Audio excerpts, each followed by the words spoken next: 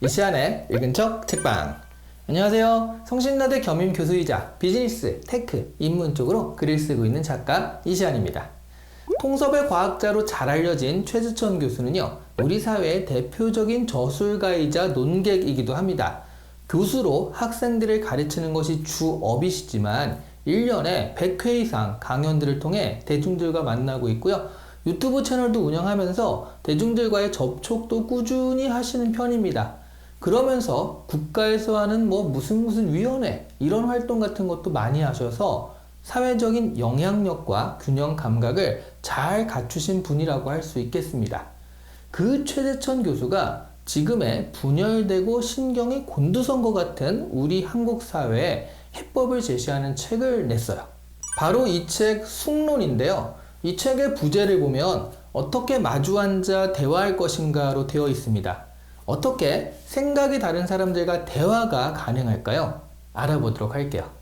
숙론의 영어 제목은 디스코스입니다. 이 디스코스라는 말을 원래 번역으로 하면 보통은 담론이라고 많이 번역을 하죠. 생각해보면 대화라는 말은요, 컨버세이션이나 토크라는 말을 주로 쓰고요. 생각이 다른 사람들이 서로 설득하기 위해 하는 것을 디스커션이라고 해서 이것을 보통 토론이라고 하죠. 아예 설득 자체가 목적이어서 심지어 승패까지 가릴 정도가 되는 것을 디베이트라고 해서요, 논쟁이라고 흔히 이야기합니다. 그러니까 숙론이라는 말이 디스코스의 원래 번역은 아니라는 거예요. 그런데 이 단어를 숙론이라고 말함으로써 이 책의 주제를 드러내고 있는 것입니다. 숙론은 깊이 생각하고 충분히 의논한다 라는 뜻이에요. 그러니까 한마디로 깊이 생각하고 충분히 의논하는 자세가 필요하다라는 것인데요.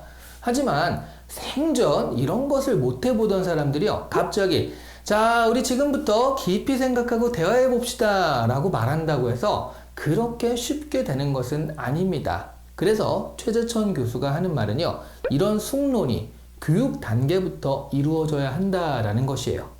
이런 숙론이 잘 이루어지기 위해서는 사회자의 역할이 매우 중요합니다. 말을 안 하는 사람을 이끌어서 그들의 생각을 들어야 하고요. 혹시 너무 활발한 숙론장에서는 말을 독점하는 사람의 이야기를 어느 정도 제어시키기도 해야 하거든요. 그런데 학생들에게 숙론을 알려줘야 할 가르치는 사람들조차도 암기 교육의 시대를 살아왔기 때문에 이런 훈련이 되어 있지 않다는 것이 문제죠. 그래서 이 책에서는 구체적인 방법론에 대해서까지 자세하게 설명해주고 있습니다. 우리 사회의 갈등 양상은 굉장히 많습니다. 그런데 그 중에서도 정치적인 쟁점까지 되면서 크게 문제가 되는 것들이 좀 있죠. 우선 이념 갈등이 있습니다.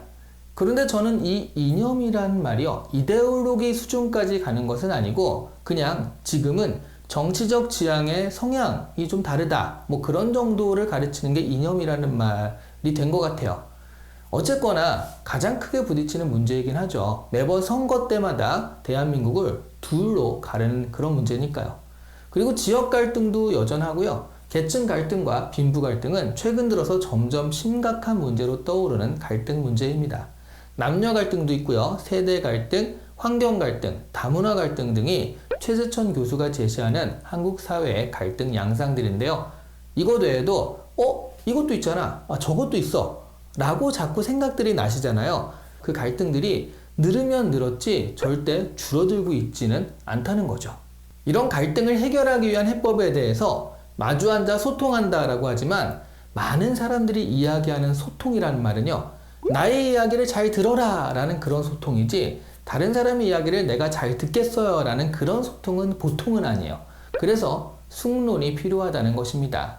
최재천 교수는 자신의 하버드 대학 시절부터 쌓아온 숙론의 경험이 학문적으로 그리고 실제적인 정책의 조언에서도 얼마나 도움이 되었는지 구체적으로 예를 들어서 설명해주고 있습니다. 그런데 사실 여기까지는 어떻게 보면 뻔할 수 있는 이야기이긴 하거든요. 그런데 최재천 교수는 마지막 장에서 자신이 직접 익힌 구체적인 숙론의 방법을 덧붙임으로써 매우 실용적이고 구체적인 해법을 제시해주는 책으로 만들고 있어요. 왠지 모르게 겉도는 숙론 모임이라면 3명, 4명 단위의 작은 모둠으로 쪼개서 10분에서 한 30분 정도만이라도 따로 이야기하고 다시 모이면 토론의 이야기가 활발하게 진행될 수 있다. 이런 요령도 알려주고요. 한 번 말하고 두 번 듣고 세 번 맞장구 치라는 경청의 1대 2대 3의 법칙 같은 것들을 경험에서 우러나오는 아주 효과적인 토론의 진행 방법으로 알려주고 있습니다. 아시는 분들은 많이 아시겠지만 제가 국회방송에서 인생책방이라는 프로그램을 이렇게 저랑 이지 아나운서, 개그맨 권진영 씨 이렇게 셋이서 진행을 하고 있는데요. 그래서 매주 새로운 국회의원분들을 한 분씩 만나고 있는데요.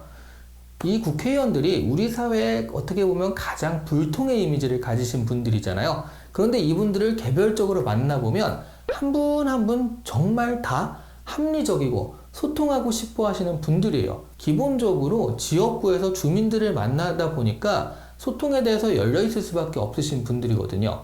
그런데 이분들이 정치로 가면 이게 계속 뭔가 부딪히고요. 그리고 반대 진영이다 생각하면 서로 말도 섞지 않는 상황까지 가게 됩니다. 그런 것은 아마 숙론에 대한 방법과 계기가 부재해서가 아닌가 싶습니다. 이분들의 자질과 필요, 의지 이런 것들은 분명히 있으시거든요. 숙론책이 계기가 되어서요. 우리 사회에도 깊이 토론하고 대화하는 문화가 조금씩 자리 잡았으면 하는 생각이 듭니다. 민주주의와 대중문화를 꽃피운 게 바로 커피하우스죠. 파리나 빈에서 커피하우스에 모여서 토론하고 이야기하던 사람들이 민주주의를 다듬고 문화를 공유한 거거든요. 인구수에 비해서 세계 어느 나라보다 커피하우스가 많은 한국이잖아요. 하드웨어는 갖춰졌으니까 이제 가서 커피만 마시지 말고요. 거기서 다양한 대화들을 펼쳐가면서 서로 다른 생각들을 나누는 숙론의 장이 되는 것도 좋겠다라는 생각이 듭니다. 오늘 이 시간에 읽은 척 책방은 최재천 교수의 숙론이었습니다.